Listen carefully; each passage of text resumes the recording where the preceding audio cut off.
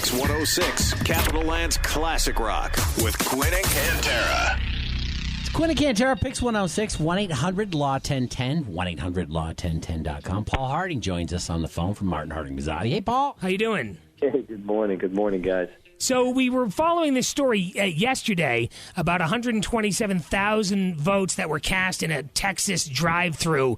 And at the time we were planning for a discussion with you, there was a lawsuit on whether to get those votes thrown out. But as of now, that has been dismissed, is what we're reading. Does that surprise you, or is that the kind of thing that should have happened?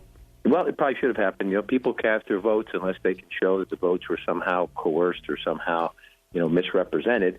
Those votes would count. I think what they were really trying to do is shut down the drive-through voting today. They were hoping that, okay, best case scenario, throw the votes out. But really what they wanted is to have the judge say, all right, we're going to suspend that, or at least put in people's minds, if I go through drive-through, my vote may not count.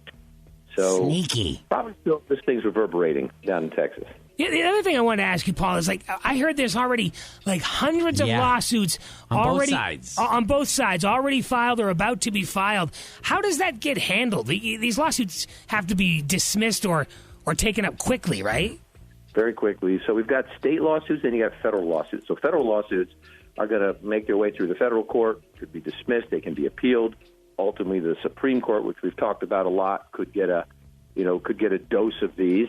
But tonight's going to maybe early tomorrow morning is going to kind of rule the day, right? If there is sort of a wide margin of victory, then these things will, they're not going to go away, but they're going to be insignificant, right? These things will become far more important if we have a close election. Right. If it's a landslide in one way or another, then we shouldn't worry about any of these lawsuits then.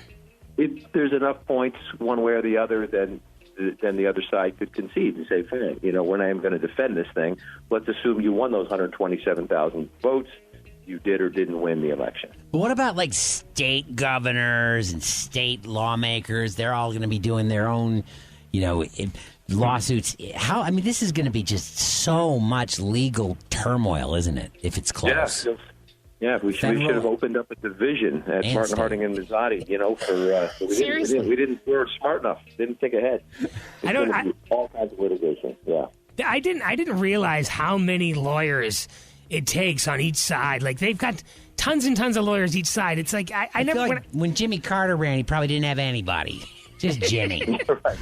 Counting, right. Yeah, he was just right.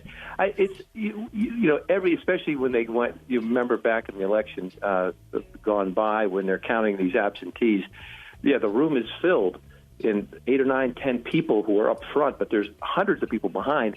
Each vote was scrutinized, and so maybe we'll see that again. We don't know, but again, the tonight is going to be. I'm told the polls are packed this morning. I already got some text people who said it was 3 blocks long at some of these firehouses. Oh, wow. Okay. Awesome. Well, that's good info. That's great info, yeah. Paul, would you even want to be a lawyer for a politician?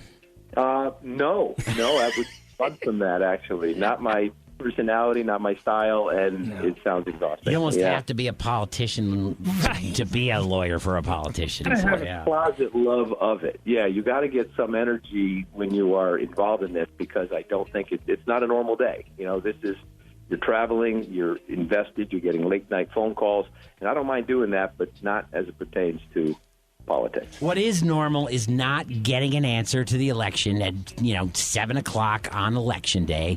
That we always have a little bit of time. But what is normal is lines at the polls or issues with a ballot box here or there. That all happens anyway. The deadline, the real deadline, is I think December 15th, when each state has to report their electoral votes. I think that's the deadline. Hey, that was great information this morning, especially about the polls being packed. Thanks for the heads up, Paul. Thanks, Paul. All right, guys. Talk soon. You got it. There he goes. Paul Harding from Martin Harding Mazzotti, 1-800-LAW-1010, 1-800-LAW-1010.com.